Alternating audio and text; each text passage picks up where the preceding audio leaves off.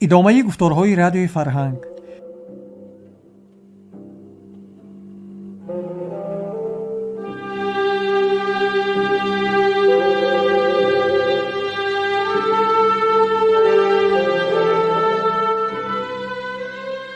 شنوندگان عزیز، حالا از سلسله خوانش بدیعی داستان استاد صدرالدین عینی داخونده را شنوید. گفتار 27.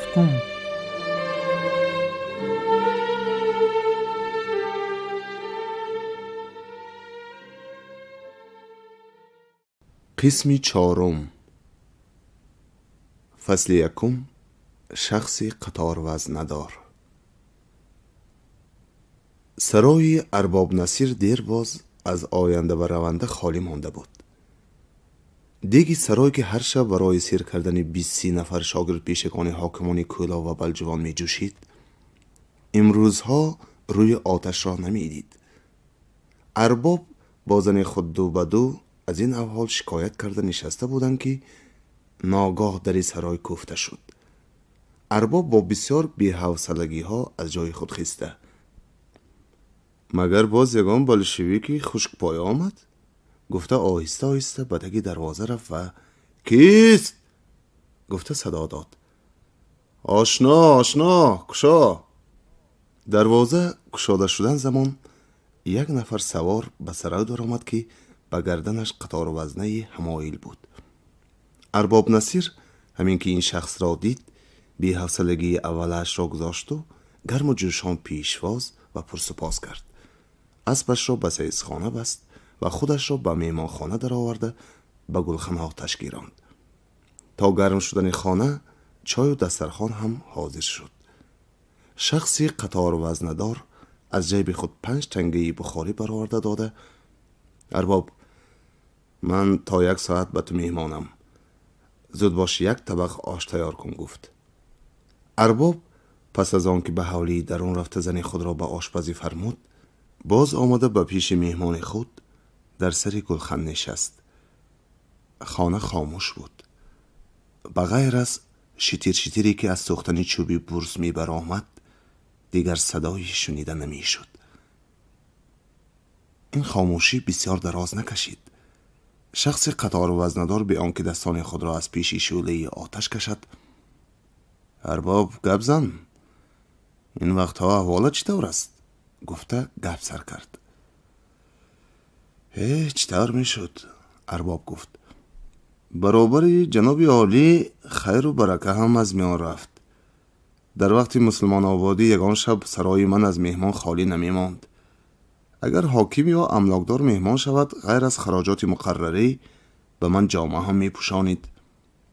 شاگرد پیشگان باشند هیچ نباشد یگان گوسفند کشته 1 پارچه‌اش را خودشان خورده دیگرش را به من واگذاشته می رفتند. چی می گویی که آن وقتها زندگانی من مانند زندگانی سیاهگوش که از دولت شیر شکمی خود را سیر می کند بی هیچ گونه تشویش با آسودگی می گذشت. اکنون چی؟ قطار وزندار پرسید. اکنون باشد در 15-20 روز سرای من روی میهمان را نمی بیند. اگر یگان بلشویک در آمده آید خوراکواریش را همراه خود می آورد. اگر به چیزی محتاج شود هم بی حساب پول نمی دهد. خراجات را یک پول از کریا گذرانیده بر روی خط نوشته دست ماننده پس از آن پول می دهد. ضرر ندارد، گفت شخص قطار وزندار. اینها می گذرد، باز دنیا می شود. جناب عالی رفته باشند هم ما چرا آن کس را خاموش نخواهیم کرد. تنها بی‌عراقی کار را کمتر پس انداخته ایستاده است. اگر یک ملتق می آفتم که به این قطار وزنه را نشان داده تیرها راست می آمد، از همین روز خودی من کار را سر می کردم. یک قزاق چاروادار 1 ملتقی بیردن که را با چند دانه تیرش به من داد، لیکن تنها با وی کار را پیش بردن هیچ ممکن نیست. برای نقص کار کردن ملتقی 11 تیره هیچ نباشد 5 تیره در کار است. ارباب با اشارت این کار سر خود را چپ و راست جنبانیده: با یافت شدن ملتق تنها از دست خودی تو چی می آید؟ پیغمبری بی امت برین در کوه و دشت می گردی؟ اگر شکارت برار گیرد بوزه یا گوسفندی را به دست می دراری که با آن کارها مملکت مسلمان آباد نمی شود. ارباب، گفت شخص قطار وزندار قدری شوریده، تو آدمی این کارا نیستی. تو با یک طبق آش 2 تنگه خرج کرده، از مسافر 5 تنگه گرفته و به دیخان 100 تنگه رو با فایده داده، در 1 سال 150 تنگه کرده جوینده را میدانی. تو آدم را نمیشناسی. اگر ملتقی موافق به دست درآید، با این قطار وزن را نشان داده که 24 دانه، من میتوانم که 24 ملتق دیگر را به دست درآرم. از وجه آدم باشد، حالا تو از دنیا بیخبر هستی. تو شنیدی که عبدالرحمن منگباشی به بلشویک ها وکیلی آذوقه شده است؟ یا دولتمند بی به بلجوان ریف کام شده است؟ میپنداری که همه با بلشویک ها تن داده رفتند؟ خاطر جمع باش که اینها هیچگاه شأن و شوکت زمان امیر را فراموش نخواهند کرد. یک صدا از طرفی برایت، لب گویان اول همین ها یاری خواهند داد. خوشبختی ما در اینجاست که جدیدان ما عبدالرحمن را وکیل آذوقه کردیم، دولتمندی را رفقان کردیم، به این کار عملداران امیر را به طرف خود گرداندیم. گفته نه تنها به خود اینها بلکه به همه عملداران کهنه هم باوری دارند. روسها باشند به این مملکت نابلدند، پس و بلندیش را خوب نمیدانند. این احوال ما را به هر کار امیدوار کرده میتواند. آش تیار شد. شخصی قطار وزندار پس از خوردن آش با ارباب نصیر خوشباشی کرده رفتنی شد. در وقتی که شخصی قطار وزندار به اسب خود سوار می شد، ارباب این وقتها خوشخانه‌ات کجاست؟ گفته پرسید. به حولی عبدالقیوم بی، گفته اسب خود را به طرف قشلاق دنغره رانده رفت. فصل 2. شیطان. یک میهمانخانه پر از آدم بود. دود به دود چلیم میکشند و پی در پی چای می نوشند. تقایی جناب عالی سید بیگ گفت کسی در پیشگاه میهمانخانه نشسته بود. خط و خبر کرده کلانشاندگانی طرفی فیض‌آباد را تیار کرده است. آنها باشند 1 1 2 همه عملداران طرفی حصار را بر سر کار آوردند. اکنون کلانشاندگانی کولا و بلجوان را باید شما تیار کنید. گفته با کسی که در پایان خانه نشسته بود خطاب کرد. شیطان، گفت کسی که در پایان خانه نشسته بود، یک کسی مجرد را اغوا کرده است که به یک زن نزدیکی کند، اما زن یافت نشده است. لیکن شیطان از وسوسه باز نایستاده است. عاقبت مرد مجرد به جان آمده به شیطان گفته است که من به هر کار تیار هستم، مرا اغوا کردن حاجت نیست. یک زن یافتدی؟ کارنامه‌ها را از من دیدن گیر. مثل همین به سید بیگی شیطان خط کردن در کار است که یرا یافتدی هست. اگر یراق باشد ما به هیچ اغوا محتاج نشده کارنامه ها نشان دادن میگیریم. یکی از باشندگان: اگر یراق باشد زن هم یافت می شوده؟ گفت. همه با یک باره قهقه زده به سخن فهمی این آدم خندیدند. یک زنی فرنجیناک بده که در آمده کسی را که در پایان میهمانخانه نشسته بود ایما کرده به بیرون برآورد. انا یراق نباشد هم زن یافت شده موند، گفت کسی. باز همگی یک باره خندیدند. کسی بیرون برآمده زود برگشته آمد و با کسی پیشگهنشین نگاه کرده. ابراهیم، این زن به تو کار داشته است، گفت. ابراهیم بیرون برآمد. بعد از 5 دقیقه باز به خانه در آمد. در حقیقت، گفت، این زن را به ما شیطان فرستاده بوده است. تیار شوید، امشب یک تالی آزمایی میکنیم. همه میانها را بسته جامه ها را پوشیده تیار شدند. بی، گفت ابراهیم، ملتق قضا را پاک کرده مانده باشی، برآورده دی که امشب کار میدهد. و خود قطار وزنه را از طاق میهمانخانه گرفته به گردنش حمایل کرد. صاحب خانه که ابراهیم به او با عنوان بی خطاب کرده بود، یک ملتقی بیردنک را برآورده با چند دانه تیر به او داده. سبیل مانده مگر به تکی خاک بسیار مانده بود است که هرچند روان کرده سنبه زدمش باز خوب پاکیزه نشد. ضرر ندارد، گفت ابراهیم ملتق را گرفته. یک دو بار خالی کنیم خودش پاکیزه می شود. ابراهیم پیش و دیگران از دنبال وی به راه در آمدند. در وقتی از حولی بر آمدند، بی، گفت ابراهیم، یک گوسفندی فربه کشتت یخنی کنم دمان. احتمال فردا خود را به کنارتری کشیده نمان در کار شود. بعد از نیم ساعت اینها به در سرای ارباب نصیر بودند. بیان که صدایی برارند و یا در را کوبند، دروازه سرای گشاده شد که به درون دروازه خانه ارباب ایستاده بود. احوال چطور است ارباب؟ گفته ابراهیم از آن کس پرسید. بد نیست، گفت ارباب. 4 نفر سلات به سرای فرا آمدند. دیدم که اشکمشان گرسنه و خودشان مانده و هلاک می نمایند. در رو برای آنها آب و طعام تیار کرده. زنم را از پس تو فرستادم. همین وقت همهشان مستی خوابند. اگر کاری میکنی وقتش همین وقت است. رسمان داری؟ 4 دانه کناب تیار کرده ماندم. بسیار خوب، رسمان ها را به دست آنها ده، گفته ابراهیم نفرانش را نشان داد. خود بیردنک را به دست و نفرانش را از دنبال گرفته به در میهمانخانه رفت. از درون میهمانخانه غیر از صدای خورخوری خوابیدگان دیگر آوازی شنیده نمیشد. همگی آهسته خود را به درون میهمانخانه گرفتند و فوری به 4 تقسیم شده خودها را به بالای سلدت های خوابیده پرتافتند. تا از واقع خبردار شدن سلدت ها دست و پایشان با ریسمان های کنب بسته شد و از تگ سرهاشان 4 دانه ملتق را به دست در آوردند. ابراهیم ملتق ها را یگان یگان از نظر گذرانید و به یکی از آنها از قطار وزنه خود تیری را گذرانیده دید که راست آمد. شیطان یاری مناسب داد. گویان آن ملتق را به گردن خود انداخت و 3 دانه ملتق دیگر را در بغل گرفته از خانه بیرون برآمد و رفیقانش هم برآمدند. ما این را گیر اسدالله، این از آن توست. شای مردان قل و این را تو کار میفرمایی تو سریخ. گویان هر 3 ملتق دیگر را یک یک به 3 نفر دیگر داد. اینها را، گفت اسدالله، مگر زنده گذاشته می رویم؟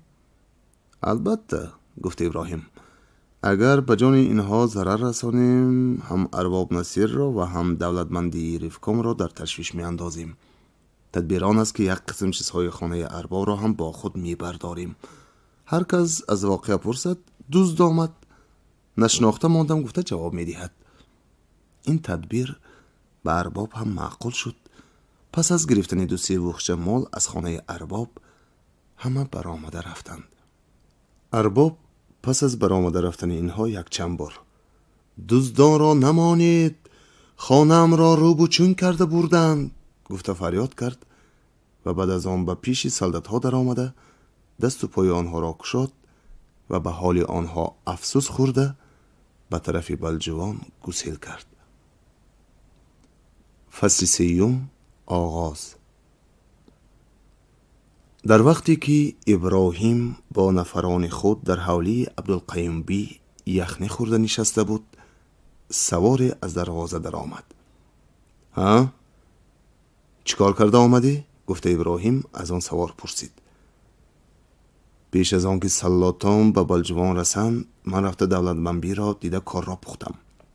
اگر روس ها از دنبال ما سلات فرستانند، راهبری که دولتمند بی به آنها می دهد آنها را به کوه سرسرک می آورد. ما باید زودتر با آنجا رفته کمین گرفته استیم. 100 نفر عسکر سرخ می آید. پیش آنها در آمده 1 نفر بلجوانی راهبری می کند. عسکران سرخ تا بیگاهی کوه و دره ها را کافته از دشمنان خود درک نیافتند. شام شد. عسکران سرخ می خواستند برگردند. راهبر گفت کوه سرسرک را هم دیدن در کار است. تا رسیدن به دامنه کوه سرسرک تاریکی روی عالم را فرا گرفته بود. با وجود این عسکران سرخ عزم خود را نشکسته به بالای کوه برآمدن گرفتند. بعد از یک چند قدم بالا رفتنشان از روبرویشان 5 میلتیق یک بار خالی شد و از پس آن با صدای میلتیق پی در هم برآمدن گرفت. سالدات ها برگشتند. بعد از آن که صدای پای اسب عسکران سرخ دورتر رفت، از بالای کوه چند نفر فرا آمدند و در کمر کوه 5 مرده را با 5 دانه میلتیق 5 تیره یافتند. میلتیق و لباس مرده ها را به دست در آورده خودهاشان هم از کوه فرا آمدن گرفتند. یک چند قدم پایانتر یک مرده مسلمان را هم یافتند. ابراهیم وی را دیده: مگر سلاتان بوی پیلته را فهمیدند که راهبر خودهاشان را کشته پرداختند؟ اکنون خودمان را در گوشه دیگری کشیده نمان در کار است. گفته نفران خود را به طرف کوه طبقچی گرفته برد. اکنون کار را سر کردن در کار است. عبدالقیوم بی به دولتمند بی میگوید: از واقعه دیروزه البته بلشویکان در حق تو هم بدگمان شدند. اگر سوس مانیم، عجب نیست که عسکری بسیاری آورده ولایت را خوبتر ضبط کنند و تو را از میان برداشته به جای تو یکی از خودهاشان را گذارند. در آن صورت کار کردن دشوار می شود. گپی تو معقول است، لیکن اگر فرصت می دادن که باز چند گاهی رفقان شده نشسته کار می کردم خوبتر می شد. لیکن من گمان نمی کنم که باز را در اینجا سلامت مانند. بنابراین همه اندیشه ها را به یک طرف انداخته روی راست به میدان برآمده نمان در کار است. نمی بینی فوزیل و ایشان سلطانکای ها خودشان را به حالی حاکم کردند؟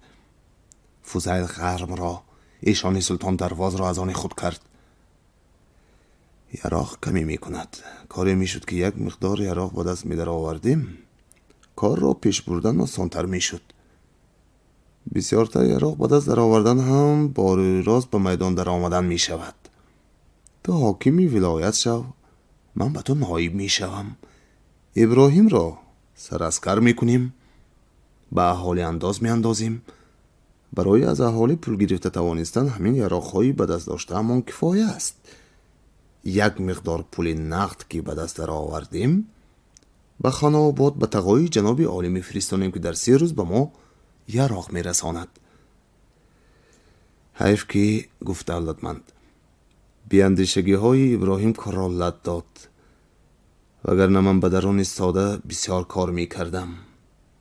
ندیدی اسماعیل دیوان بیگی خودش را با بلشویکان صادق نشان داده چی کارها کرد؟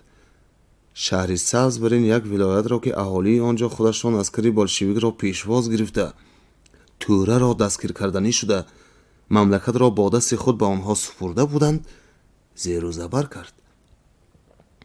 اگرچه خودش به گریختن مجبور شد، لیکن در ولایت شهر سبز یک زخمی زده گریخت که آن زخم به این نزدیکی ها به نمی شود. دولتمند، اگر مگرهایت را مان، اگر جناب عالی نمی گریختن، اگر تو را در کولاب و ما را به بلجوان حاکم می کردن، باز بهتر بود. لیکن این کارها نشد. کارهای گذشته را یاد کرده افسوس خوردن نفع ندارد. فکری آینده را دیدن در کار است. لیکن ابراهیم یک آدمی گردنغستی، یک رهی خودپسند است و میخواهد که خودش در مملکت کلان باشد. نمیدانم به این قول و قرار راضی می شود یا نه. من وی را راضی می کنم. خودش هم میداند او در مملکت آبرویی درست ندارد. هر کس او را ابراهیم گلوی دزد میگوید. بایها هم به کلان شدن او راضی نمی شوند. خودش چیزهای ما را میدوزد، گفته میترسند. تو همشیرت را به وی دادنی شوی، همین دولت برای او بس است. دامادی حاکمی مملکت و سراسکری دولت مرتبه کلان است. خب، نباشد رفته ابراهیم را به این معنی راضی کرده. عهد و پیمان بسته گرفته بیار. فصل 4. آشتی. در موضع خواجه بلجوانی ولایت بلجوان مجلسی تنتنناکی برپا شده است. گوسفندان را کشته، دیگها را قطار کرده، آش‌های گوناگون پخته ایستادند. در یک طرف کلان شوندگان مملکت، بایان، ملایان، ایشانان، سرکردگان و عملداران در حضور برادری وکیل مختار که بعد از بخارا رفتن خود وکیل به جای او جانشین شده بود، دو زانو نشسته تقصیر کشی می کنند. در طرف دیگر سریا افندی به شرف مهمانان اسکرهای ملی را مشق داده نمایش کننده تنتنه این مجلس تاریخی را دوبالا می کند. در پایان ضیافت دولتمند بی، عبدالقیوم بی و عبدالشکور که این ضیافت به شرف آنها مهیا شده بود، با جامه های زردار، اسبان راهوار و نقده های بسیار سرافراز گردیدند. دیگر کلان شوندگان هم هر کدام به قدر جاه و مرتبه دور امیری خود از دولت جانشین وکیل مختار بهره‌ور شدند. خلاصه همه شاد و همه منتدار. تنها در گوشه دورتر از مجلس ضیافت، در جایی که در آنجا اسبان جانشین وکیل مختار را بسته بودند، داخونده سر دو پا نشسته بود که از چهرهش علامت ناخشنودی هویدا می گردید. او به نزدیکی این مجلس که آواز زنده بادها و صدای قرصک ها به آسمان می پیچید، گویا که هیچ چیز را نمی دیده و نمی شنیده باشد، پیشانه خود را به سر زانوی خود نهاده در عالمی خواب و خیال فرو رفته بود. داخونده گفته یک بخاری این آدم را از خیالاتش باز آورد. باز در سر خود چه خیال داری؟ مگر حالا هم مملکت در زیر موزهی باسمچیان پایمال می شود؟ گفته هم می خوری. گویان مسخره داشت. حالا چی شده است؟ گفته داخونده هم حیرت و هم سوال کرد. صلح شد. صلح؟ با کی صلح شد؟ با باسمچیان؟ خواه باسمچیان ممنهی، خواه کلان شوندگانی ولایت کولا و بلجوان، هرچی باشند با همین ها صلح شد. به فهم من صلح شدن ندارد. داخونده می گوید اگر در میان گرگ و گوسفند صلح شدن ممکن می بود، در میانه ما و باسمچیان یا کلانان مملکت صلح برپا می گردید. جانشین وکیل مختار کاری کردند که هم گرگ سیر شد و هم گوسفند آسوده ماند. عقل من به این کار نمی رسد. درست است. تو یک آدمی بی سوادی ناخوانده ای، هیچ چیز را نمی دانی. این را هم نمی دانی که کلان شوندگان ما آدمان دانا و صاحب تدبیرند. خصوصا جانشین وکیل مختار از اکهشان هم داناترند. به صاحب تدبیری و فریبگری این کس همه اهل بخارا قائلند. این کس 1000 باسمچی را به لب دریا تشنه برده تشنا می آرند. این کس چند سال در استانبول تحصیل کردند و به بالای این از دست امیر گریزه شده در تاشکند، گاه با فرقه اسیرها، گاه با کمونیست ها و گاه با فرقه جوان بخاریان انقلابی در آمده کار کردند و تربیه سیاسی گرفتند. تا آسوده باش که این گونه آدم خطا نخواهد کرد. خب بسیار خوب. شرط های صلحتان چیست؟ داخونده پرسید. تا 4 ماه یراقهای کلانان مملکت به قول تو باسمچیان به دست خودشان می ایستد. خراجات هاشان از طرف حکومت داده می شود که یک قسمش در خود همین مجلس داده شد. در بدل اینها دزدان میده را برهم می زنند، مملکت را سرشته می کنند و در اطاعت حکومت شورایی خلق بخارا نگاه می دارند و بعد از 4 ماه یراقهاشان را به اختیار خود و با 2 دست ادب به حکومت آورده می سپارند و خودهاشان هم تسلیم می شوند. برای بجا آوردن این شرط ها از جانب آنها که کفیل شد؟ همه‌شان به نام خواجه بلجوان به این بزرگواری که در این مزار خوابیدند قسم خوردند. بسیار ناز. لیکن به فهم کوتاه من از این بچه نمی روید. عهدی با من بسته، چی شد که در را با حکومت آشتی کردی؟ ابراهیم به دولتمند بی می گوید. تو نمیدانی، گفت دولتمند بی، ما با این صلح هیچ چیز را بای نداده ایم. من اول گمان نداشتم که اینها با ما صلح میکنند. اکنون که خداشون به سر صلح آمده تا 4 ماه اختیار مملکت را به دست ما گذاشتند، ما در این مدت هر کار کرده میتوانیم. اول آنکه میتوانیم پلغم داشته به افغانستان فرستاده به واسطه تقاضای جناب عالی که در خان آباد نشسته است یراق بسیاری به دست درآوریم. دوم، به نام به جا آوردن یک ماده صلح که برهم زدن دزدان میده ولایت است، ما میتوانیم همه دزدان را به زیر دست خود گرفته مسلح کرده به خود نفر و نوکر کنیم و به این واسطه مردم هم مجبور می شود که برای هر کار خود به ما روی آورند، زیرا کسی که خانه‌اش را دزد می زند مجبور می شود که به ما آید، ما را خرسند کند و از ما یاری طلبد. در این صورت آبروی حکومت پس می شود و آبروی ما در پیش مردم زیاد می گردد. حالا ثریا افندیشان را به غرم و درواز فرستادند که با فضل و ایشان سلطان هم صلح بندد. اگر آنها هم عقل داشته باشند به این گونه صلح راضی می شوند و هنوز که قوه درست ندارند کار را به جنگ آیید می کنند.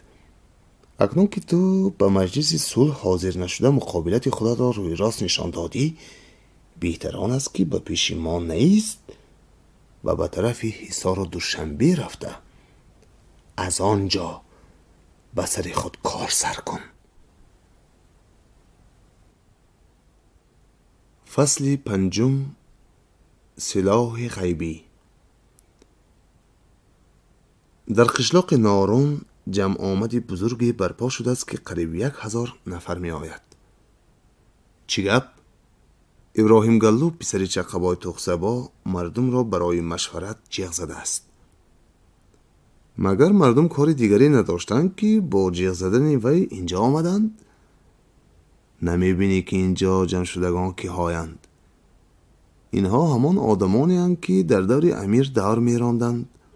صاحب مملکت بودند. زمین های خوب، رمه کلان از آن اینها بود. بعضیشان من سرکرده، من عملدار امیر گفته به مردم حکمرانی می کردند، تنخواه می خوردند، قوش می گرفتند، مردم را به مفت کار می فرمودند. بعضیشان من ملا، من ایشان، من قاضی و من رئیس گفته خون مردم را می جبیدند، وقف می خوردند، نظر می ستاندند. اکنون که امیر رفت یک قسمشان از آن شأن و شوکت جدا شدند. بعضیشان هنوز به حال اولیه‌شان مانده باشند هم می ترسند که دیر یا زود از آن همه مفتخوری ها جدا شوند، زیرا اینها همه دولت و حشمت خودهاشان را از امیر می دانستند. چنانچه به هر کارشان ما از دولت جناب عالی انتظار شدیم و ما به سایه دولت عالی فلان کار کردیم می گفتند. در حقیقت هم همه کار را اینها به سایه دولت امیر و از نام او می کردند. اکنون شنیدند که حکومت از آن مهنتکشان شده است و می دانند که در زمان پیش در حق مهنتکشان خودهاشان چه ها کردند. اگر در حقیقت این حکومت مهنتکشان باشد، می دانند که بر سر خودهاشان چه ها خواهد آمد. بنابراین اینجا جمع شدند. می خواهند که پیش از به کرسی نشستن حکومت مهنتکشان وی را نیست کنند و دور امیری را از سر نو برپا دارند. دیگران باشد مانند من تو حقیقت کار را نفهمیده چی گپ گفته، یا که بینیم که اینها چی کار میکنن گفته، و یا اینکه به سخن سرکردگان، بایان و ملایان فریفته شده آمدند. در میانه یک قسم آدمانی در اینجا جمع آمده چنین گفتگوزار میرفت که ابراهیم از جای خود خیسته به بلندی برآمد و پس از یگان از نظر گذرانیدن جمع آمدگان گفت: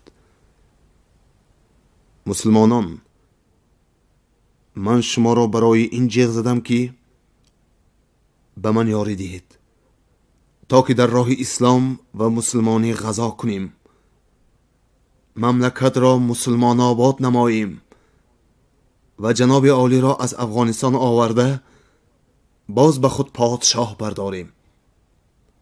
غلغله در میان مردم: ما از امیر چینه که دیدیم که باز وی را می طلبیم. اگر گوش نمانده باشی کمتر چیز جمع کردن گیر و ما رو به حال خود و به بیچارگی خودهامان گذار. و نیتی غذا دارد. چرا این گونه سخنهای پا در هوا میزنید؟ گفت ملایی.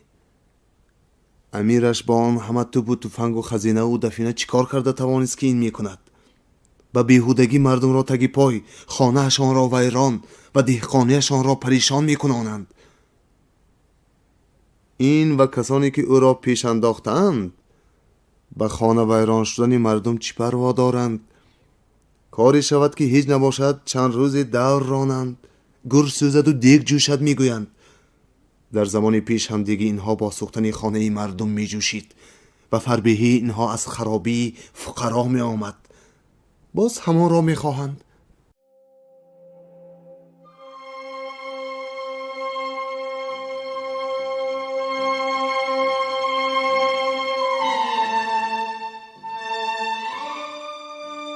شما گفتار 27 را از سلسله خوانش بدیعی از داستان استاد صدرالدین عینی داخونده شنیدید. راوی حبیب الله عبدالرزاق گفت.